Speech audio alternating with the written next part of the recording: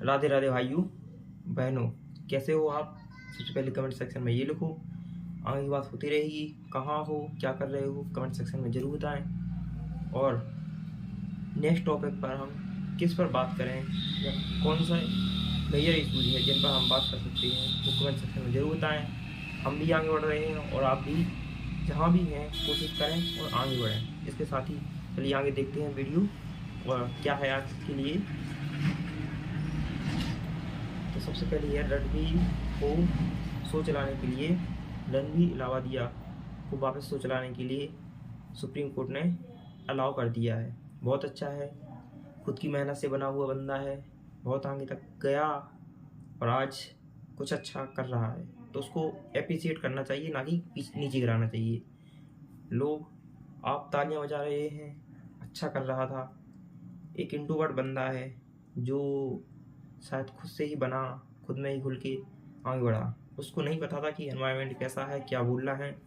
उसने बात की, वहाँ जाके कुछ ऐसा मुंह से निकल गया जो गलत था। मैं ही मानता हूँ, सब मानते हैं गलत था, लेकिन उसी को लेके बैठे रहेंगे तो ना आप कुछ कर पाएंगे ना वो बंदा खुद मेहनत करके बन रहा है। तो आप पीछे ना करें और एप्रिशिएट करें और उसको आगे बढ़ने में मदद करें। सुप्रीम कोर्ट ने अच्छा किया, आगे सो चलेगा, हमें बहुत अच्छे अच्छे ब्रॉडकास्ट देखने को मिलेंगे। बस यही, और बहुत अच्छा है। समय रैना को, समय रैना देश छोड़ के जाना। अब समय रैना, जिसका समय रैना के बारे में अगर बात की जाए तो उस बंदे का भी ठीक है, घूमने गया है बाहर, देश छोड़ के नहीं गया, वो भाग नहीं गया। तुम्हारे कई ऐसे हैं जो करोड़ों रुपए खा के और डकाना मार के घूम रहे हैं विदेश में, उनसे नहीं कह सकते। एक वो सिर्फ एक जोक की वजह से आप कुछ ऐसा बोल रहे हैं, आप उसके ऊपर केस कर रहे हैं। पहले ही देश में इतने सारे केस चल रहे हैं, उन पर ध्यान दो ना। ये लोगों को हंसाना, इतनी डिप्रेशन हुई ज़िंदगी में, तो लोगों को हंसा रहा है। आप ही सब्सक्रिप्शन लेके हंस रहे हैं उसकी ये बातों को। आज उसके या बुरा काल बोले या उसको कुछ ऐसा चल रहा है, जब आप उसको सपोर्ट ना करके उसको डिप्रेशन में डाल रहे हैं। उस डिप्रेशन से निकलने के लिए वो बंदा बाहर घूमने के लिए जाता है, विदेश घूमने के लिए जाता है, उससे आपको प्रॉब्लम हो जाती है। वो पुलिस के साथ सहयोग कर रहा है, पुलिस के इन्वेस्टिगेशन में हर जगह सहयोग कर रहा है। पुलिस ने कोई इसका नोटिस नहीं दिया है कि तुम देश छोड़ के ना जाओ। वो डिप्रेशन से निकलने के लिए कहीं घूमने गया है, उसका करोड़ों का शो बंद हो गया है, अच्छा खासा चल रहा करियर ख़त्म हो गया है, जिससे बाहर निकलने के लिए वो घूमने गया है। इसमें क्या हो सकता है बताओ? हम आप सभी निकलने की कोशिश कर रहे हैं, वो हम आप जैसी ही जगह से निकल के इतना बड़ा ब्रांड खुद खड़ा किया, बड़ा शो बंद हो गया। उसके लिए हम और आप केवल इतना ही कह सकते हैं कि सही था। बाकी रणवीर की बात करते हैं। रणवीर का बाकी शो चलना चाहिए, और जो सेलिब्रिटीज जा नहीं रहे हैं उनको भी यही कहना चाहते हैं कि जाएं। कोई ऐसा वो नहीं हुआ है, हम डेली लाइफ में एक दूसरे को गाली देते हैं, ठीक है। गलत बोला है उसको मानते हैं, इस बात को अन्यथा में लेके आप कमेंट सेक्शन में गाली देंगे या कुछ, तो उससे देखिए हमारे सोचने पे या हमारे बोलने पे फर्क नहीं पड़ता है। आपकी सोच इससे डिपेंड करती है। आप उस चीज़ से बाहर नहीं निकल पा रहे हैं, वो उस चीज़ से बाहर निकल आया है, हम निकल आए हैं। बस आप जहाँ भी बैठे हैं आप बाहर नहीं निकल पा रहे हैं उस चीज़ से, तो आप बाहर निकलिए और हट के बात कीजिए। बस बात इतना सा है, इतना सा मैटर है जिसको लोग भूल नहीं पा रहे हैं। सुधांशु जी जैसी याददाश्त के लिए क्या करना चाहिए? क्योंकि वो न सिर्फ किताब बताते हैं, जाके किताब पढ़िए डॉक्टर अंबेडकर की हु वर शूद्रास, फिर चैप्टर बताते हैं, फिर बताते हैं चौथी लाइन पे जाके पढ़ लेना। Chapter number 1 page number 1 paragraph number 3। तो इतना मेमोराइज कैसे होता? Wikipedia of Indian politics Sudhanshu Trivedi ji का। ऐसा हुआ कि आप किसी डिबेट में गए, कुछ गलत निकल गया और फिर आपको लगा कोई बात नहीं, इनको कौन सा पता है हमारे वेदों में क्या क्या लिखा है? क्योंकि दुनिया में जो जो प्रूफ होता है सुधांशु जी कहते हैं हमारे वेदों में लिखा हुआ है।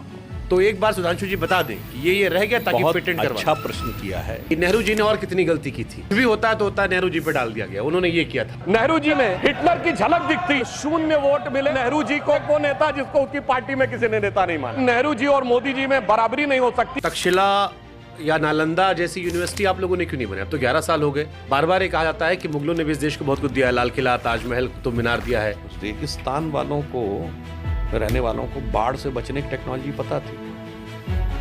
बाकी मैं दर्शकों के विवेक पे छोड़ता हूँ। जहाँ एक बूंद पानी नहीं होता था, उन्हें यह पता था कि बाढ़ से कैसे बचाई जा सकती है, और आपने उसकी लकड़ी भी पता थी। चाणक्य ओरिजिनल में थे या काल्पनिक थे? अब ये भी बड़ा चलता है आजकल। वो कहते हैं सब काल्पनिक, राम सेतु काल्पनिक है, चाणक्य काल्पनिक है। जो कहते हैं देश कभी था ही नहीं, ये तो अंग्रेजों के आने के बाद हुआ है। तो ये वो लोग कहते हैं जिनको कहते थे UBI, unfortunately born in India.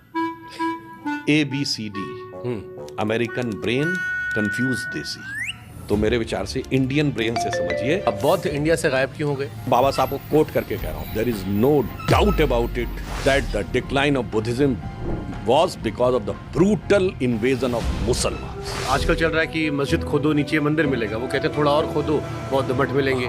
Bharat आजाद हुआ 47 में। उस समय दुनिया का सबसे बड़ा बुद्धिस्ट कंट्री कौन था? चाइना। चाइना से बौद्ध धर्म को किसने नष्ट किया? कम्युनिस्टों ने या हिंदुओं ने? तिब्बत किसने तबाह किया? सबसे बड़े धर्म गुरु कौन है बौद्धों के? दलाई लामा। उनको जान से मारने की कोशिश किसने की? भगवान बुद्ध की सबसे बड़ी प्रतिमा कहाँ थी? अफगानिस्तान के बामियान में। तोप लगा के किसने उड़ाई? जो मत, संप्रदाय, पंथ, रिलीजन, मजहब है, वहां एक ही बुक है, तर्क करने का कोई स्कोप नहीं है। एक कहता है कि अगर तर्क किया तो नरक में जाओगे, दूसरा कहता तर्क किया तो सर्तन से जुदा हो जाएगा। हमारे यहाँ कहा गया, आओ बैठो शास्त्रार्थ करो। उर्दू मुसलमानों की भाषा थोड़ी ना, क्यों इसको अब ये बना दिया गया? मैं आपको भी सुन रहा हूँ। हाँ, बहुत अच्छी मुझे बात ऐसा आपने लग रहा है कि ये उनकी भाषा है, हमारी अलग है। जब मैंने पढ़ना शुरू किया सर, तो दिखाई पड़ा ब्रिज नारायण चकबस जी, पंडित हरिचंद अख्तर साहब, 76 के बाद संपूर्ण सिंह कालरा, अभी गुलजार साहब हमारे 76 के बाद का पैदा हुआ कोई व्यक्ति बताइए। अरे अभी हमारे मनोज शुक्ला मुंतशिर हो गए थे, हालांकि वापस शुक्ला हो गए वो। लाजवाब ब्रॉडकास्ट है। सुधांशु द्विवेदी गूगल का विकिपीडिया कहते ही हैं। विकिपीडिया सुधांशु द्विवेदी को कहा जाता है। वो आपको इस ब्रॉडकास्ट के माध्यम से बहुत कुछ सीखने को मिलेगा। तो आज हमने यही जाना है। हम भी आगे बढ़ रहे हैं, आप भी आगे बढ़िए। मॉन्क मोड हमने अपने ब्लॉग चैनल पर ओपन किया है, तो जाके सब्सक्राइब कर लीजिए ब्लॉग चैनल को भी, और देखिए मॉन्क मोड में क्या क्या हम कर रहे हैं डेली। क्या धार्मिक आध्यात्मिक से लगा के डेली रूटीन से एक लोगों का मिथ बना हुआ कि इन सब चीज़ों में उलझे रहोगे तो गवर्नमेंट जॉब कैसे प्राप्त करोगे, उसी के लिए आप प्रिपेयर कर रहे हैं। 100 डे का चैलेंज है, तो जाके आप डिस्क्रिप्शन में लिंक मिल जाएगा, तो जाके उस चैनल को भी सब्सक्राइब कीजिए और देखिए मॉन्क मोड कैसा चल रहा है।